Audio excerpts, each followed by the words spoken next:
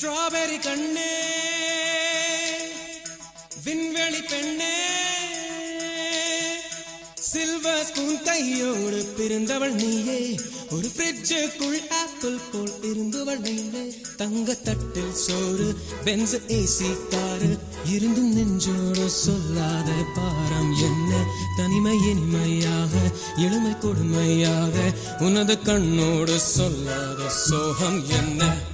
பெண்ணழகையும் பேரழகையும் எப்படி மறைத்தால் உன் கற்பனைகளின் அற்புதங்களை எப்படி எரித்தால் பிடிக்குமே பைத்தியம் பார்க்கவா பைத்தியம்